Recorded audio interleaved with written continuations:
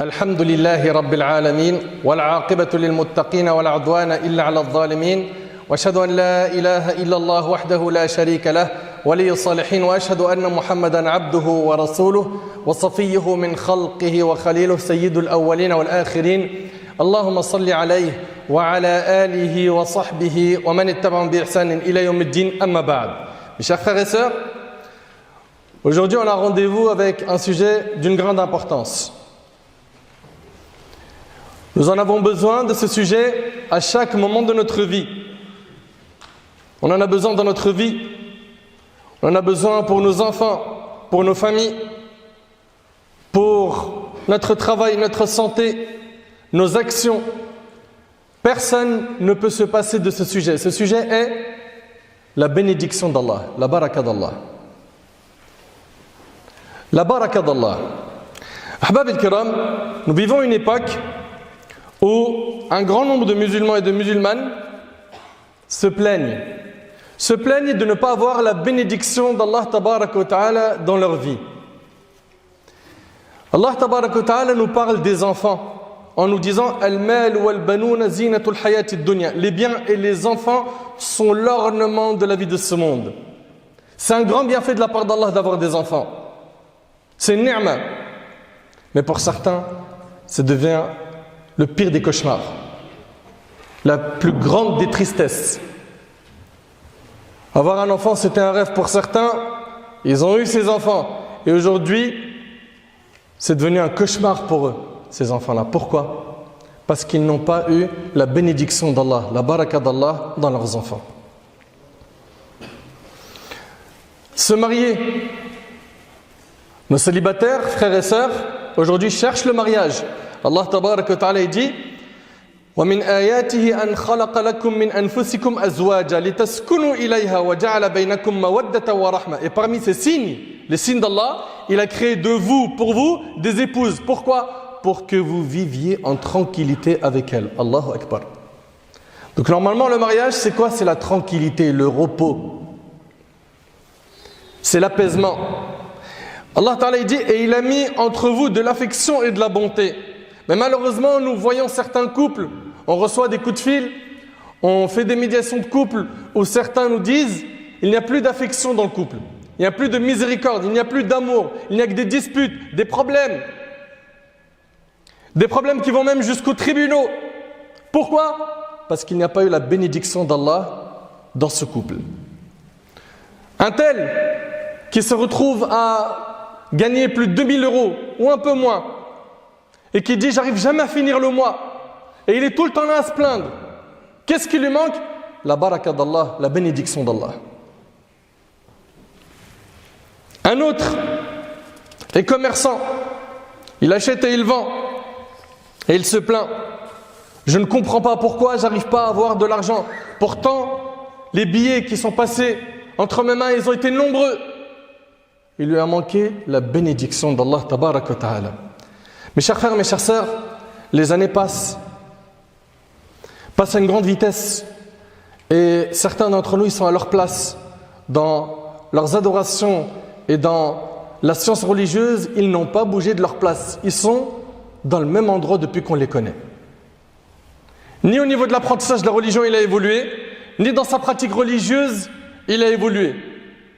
Il ne bouge pas, ou elle ne bouge pas. Il n'a pas appris grand-chose de la religion.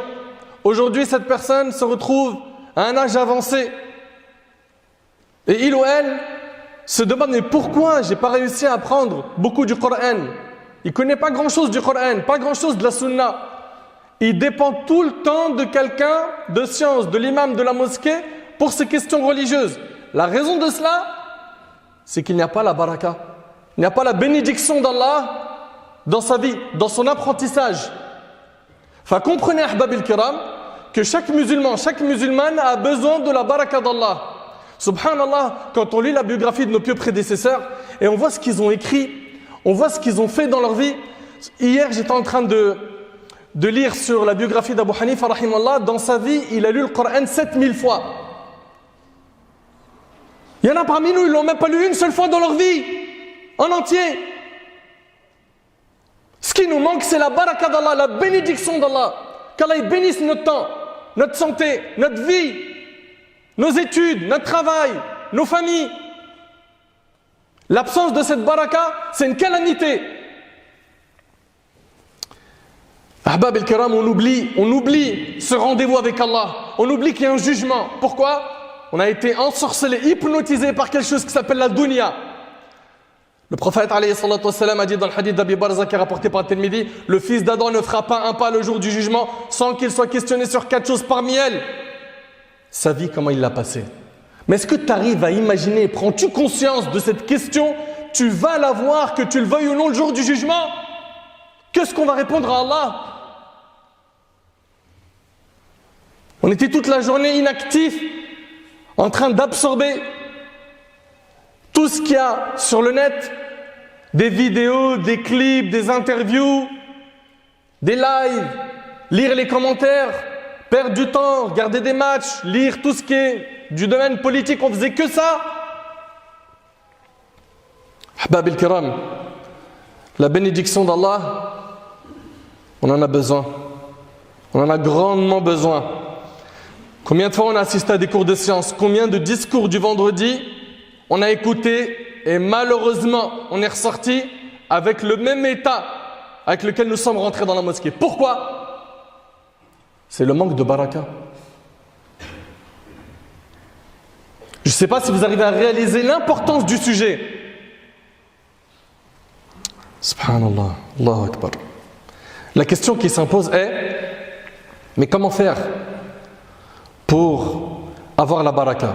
Avant cela, voyons déjà qu'est-ce qui fait que la baraka a été perdue. Premièrement, la multitude des péchés fait qu'Allah tabaraka wa ta'ala ne nous accorde pas sa bénédiction.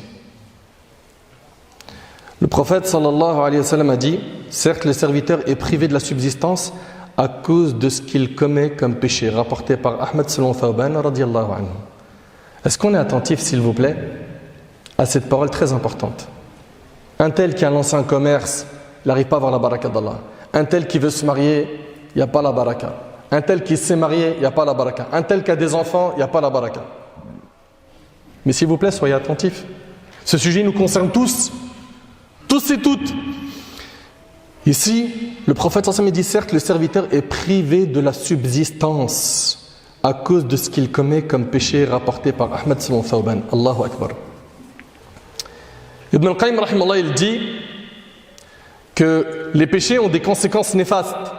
Ce qui en découle, c'est quoi? Des punitions. Parmi elles, le manque de bénédiction dans la vie, dans la subsistance, dans la science, dans le fait d'accomplir des adorations. Ça nous fait quoi? Ça nous fait diminuer la baraka d'Allah, la bénédiction d'Allah dans notre vie, dans notre religion. Et après on se pose des questions.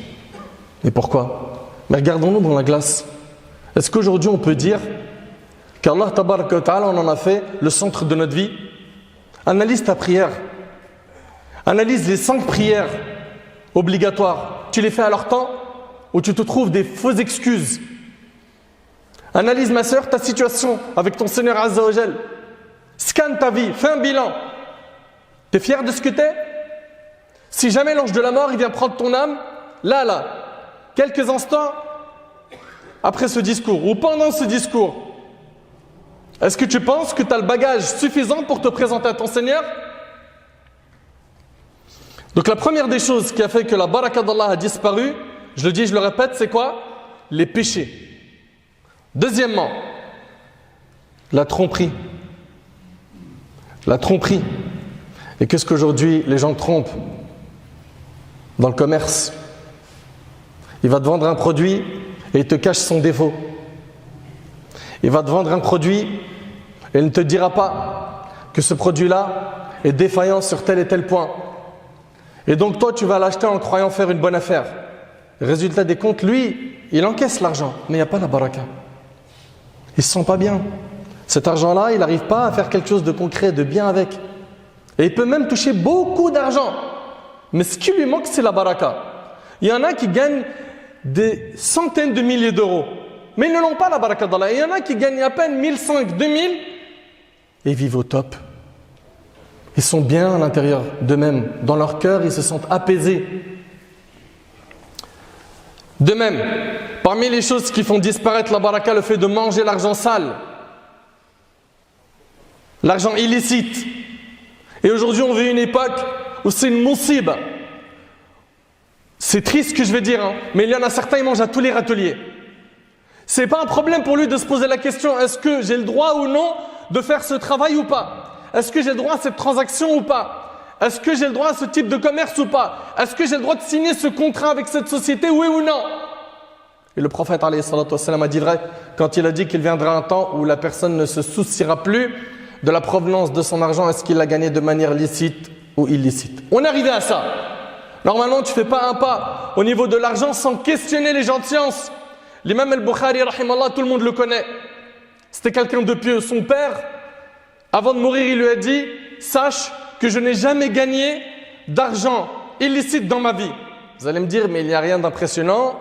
Moi aussi, je me reconnais. » Écoute la deuxième phrase. Et il lui a dit « Et je n'ai jamais gagné d'argent douteux dans ma vie. » Allahu Akbar. Toi, tu peux garantir que tout ce que tu as gagné, tout ce que tu as mangé, c'était 100% halal. Si c'est le cas, Allahumma lak al-hamd. Mais s'il y a des transactions douteuses, il va falloir que tu te remettes en question, akhi. Et il en est de même pour toi, ma sœur. Aujourd'hui, les gens mangent le haram. Ils contractent un crédit bancaire. Pourquoi? Parce qu'il faut acheter une voiture. Parce que tel cheikh a dit, n'importe qui autorise n'importe quoi, tu vois derrière des TGV qui le suivent. Mais est-ce que c'est ça l'islam? L'islam, c'est ça, de suivre toutes les portes des facilités, des avis marginaux, des avis qui ont été abandonnés par l'ensemble de la communauté. Attention, les savants ils disent que toute personne qui suit toutes les facilités des savants a réuni en lui tout le mal. Ne soyez pas de cela, barakallahu fikum. Allah tabarak wa ta'ala dit Yamhaqullahu riba wa yurbi sadaqat. Allah anéantit l'intérêt usuraire et fait fructifier les aumônes. C'est impressionnant quand même, de voir à quel point aujourd'hui les gens, non seulement ils mangent le riba, ils contractent le riba, mais ils s'en vantent. T'as vu ce véhicule là, comment je l'ai sorti? Celui-là là, j'ai un banquier, mais laisse tomber, c'est la classe. Tu te vantes de quoi? Quelle classe? Riba c'est grave. Ibn Abbas il le dit, qui sera dit à celui qui a mangé l'usure, le jour du jugement, va combattre Allah. T'es prêt à ça? Pour une voiture, pour un logement? Ta vie elle est courte, le prophète sallam dans Tirmidhi il a dit ma communauté vivra entre 60 et 70 ans, peu d'entre eux dépasseront cet âge. Mais patiente, calme-toi. Mange le halal tant que tu es vivant et endure si tu n'es pas dans la meilleure situation de confort, car ce qui t'attend, Inch'Allah, c'est le confort éternel, Al-Jannah. Allahumma ja'alna min ahli al-Jannah, ya Rabbi. Muhammad al-Amin al-Shanqiti rahimahullah a dit la parole du Très-Haut, il anéantit l'usure. Dans ce noble verset, Allah déclare qu'il prive totalement l'usurier de la bénédiction de ses biens, de sorte qu'il n'en profite pas, d'après les dires d'Ibn Kathir et d'autres. Ça, c'est dans Adwa al-Bayan. Également, parmi ceux qui privent de la baraka, il y a le fait de prendre les biens d'autrui injustement. Que ce soit dans le commerce ou autre, ou les gens qui volent aujourd'hui. Il est content parce qu'il a volé un scooter. Il a gagné beaucoup d'argent avec ce scooter, il est classe. Il est content d'avoir volé un smartphone, il l'a arraché d'une dame qui marchait. Il a fait le sac à main à telle dame, ou carjacking, ou homejacking. Ça, les jeunes, ils connaissent ça, c'est un langage qu'ils connaissent. Mais non seulement il y a des menaces, des textes qui sont durs à ton encontre, toi qui ne t'es pas repenti de cela, et tu n'auras pas la baraka d'Allah. C'est une vie sombre que tu vas mener, sans compter le jour du jugement si tu ne te repens pas. De grandes menaces t'attendent. Le prophète sallam a dit « Ô Hakim, l'argent est une chose agréable. Celui qui le prend dignement, il lui sera béni. » Vous entendez? Mais celui qui le prend avec avidité, celui-ci ne lui sera point béni car il ressemble à l'homme qui ingurgite la nourriture sans jamais être rassasié. Également, parmi les choses qui font que la personne n'a pas la baraka, il y a le fait d'avoir un attachement aveugle à cette dunya. Aveugle. D'être toujours là à être trop gourmand. Je veux que ici. À croire que sa vie, elle se limite à son passage sur terre. Également, le fait de ne pas payer sa zakat. Et s'il vous plaît, regardez, je vous regarde dans les yeux avec beaucoup de fraternité, beaucoup de rahma, beaucoup d'amour, sans jeter de pierre à qui que ce soit. Est-ce que vous trouvez normal qu'aujourd'hui, un grand nombre de musulmans ne savent pas encore calculer leur zakat al-mal? Un pilier de l'islam. Pour eux, la petite poignée d'argent qu'ils donnent à la fin de Ramadan, c'est zakat al-mal. Mais arrêtez de mélanger les pinceaux. Sortez du jahl, de l'ignorance, apprenez la science religieuse. On mélange tout. Non mais moi j'ai donné à ma soeur 100 € l'année dernière. T'as fait un calcul? Non, mais je pense que c'est ça. Je pense. Mais c'est le droit d'Allah. Craignons Allah subhanahu wa ta'ala. Faites attention. Ces personnes qui ne savent pas encore payer la zakat jusqu'à maintenant, mais réveillez-vous. Apprenez. Vous avez appris à l'école et dans votre travail des tonnes de choses. Vous avez du mal à bloquer 30 minutes pour apprendre à sortir la zakat, zakatul mal. Également, al-bukhl, l'avarice, ça enlève la baraka, ça prive de la baraka d'Allah. Le prophète sallallahu alayhi wa sallam a dit dans le hadith d'Abi Huraira, au matin de chaque nouvelle journée, 2 anges descendent du ciel. L'un d'eux dit, Seigneur, Allah donne à toute personne qui dépense dans les œuvres de bien la compensation de ce qu'elle dépense. Et l'autre ange dit, Seigneur Allah donne à tout avare un fléau pour l'emporter ou emporter ses biens, rapportés par Bukhari et Muslim. Pourquoi tu es avare? Donne. Non mais parce que j'ai pas assez gagné. Mais wallahi al-azim, que plus tu donnes, plus tu commerces avec ton Seigneur, plus tu es gagnant. Mais arrête un petit peu avec tes calculs de dunya. Avec Allah tabarak wa ta'ala, c'est pas pareil. Tu investis auprès d'Allah, tu es gagnant ici et dans l'autre monde. Et à tous les coups, tu gagneras. Ahbab el-Karam, je vous ai dit et je le répète, les causes de la disparition de la baraka sont nombreuses, on en a cité quelques-unes. Mais la solution, c'est quoi, mon frère? Moi, je veux la bénédiction d'Allah. Ouvre tes oreilles, Allah barik fik, parce que ça va aller très vite. Premièrement, tu veux la bénédiction d'Allah? Crains ton Seigneur, crains Allah. Tu sais, ça veut dire quoi, crains Allah, sois pieux? Tu sais, ça veut dire quoi, sois pieux? Ça veut dire fais ce qui est obligatoire, délaisse ce qui est interdit. Qu'Allah ne te trouve pas dans les endroits qu'il déteste. Mets entre toi et la colère d'Allah un mur. Et tu vas me dire, ça, ouais, j'arrive à m'identifier, je me reconnais, très bien. En public et en secret, t'es le même? Même en secret, quand tu es tout seul, tu arrives à tenir bon? Si c'est le cas, Allahumma lakal hamd. Qu'Allah te protège et qu'Allah te facilite de continuer sur cette voie. Si ce n'est pas le cas, pourquoi est-ce que tu montres à Allah le pire de ta personne et aux gens le meilleur de toi-même? T'adores les gens? Mais c'est quoi cette musiba? Quand on est seul avec nos smartphones ou l'ordinateur, et c'est parti pour que les yeux et les oreilles se brûlent de péché. Pourquoi?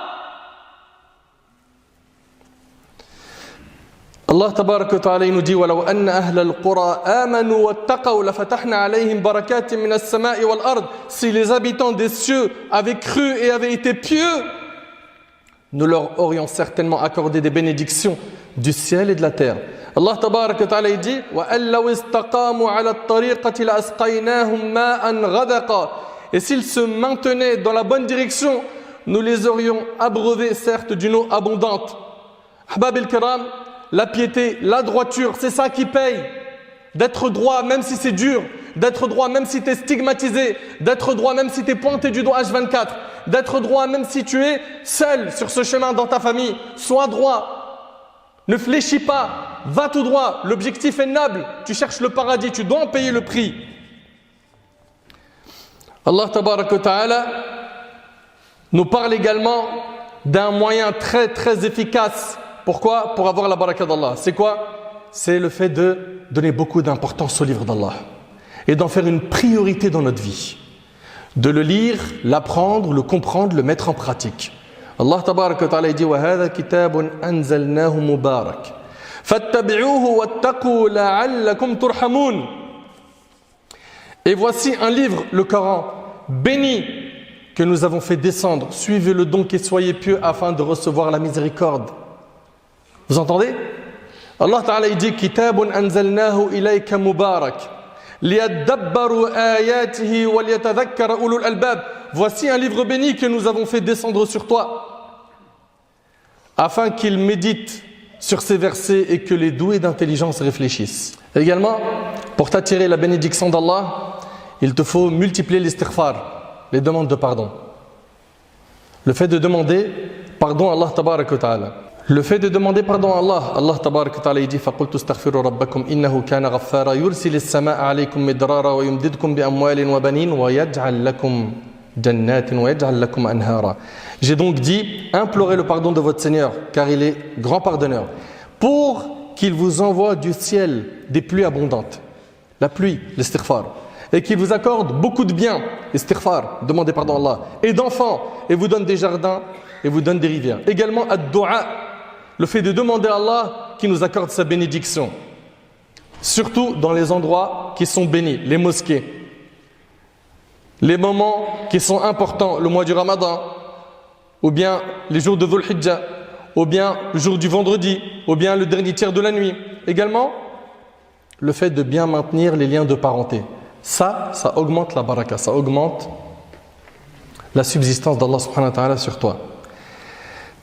Le bon entretien des liens de parenté constitue l'un des plus importants actes qui traduisent la piété apte à nous attirer la bénédiction. Anas ibn Malik radiyallahu anhu déclare avoir entendu le messager d'Allah sallallahu alayhi wa sallam dire: celui qui souhaite qu'on lui augmente sa subsistance et fasse perdurer ses traces, qu'il entretienne ses liens de parenté rapportés par le Bukhari.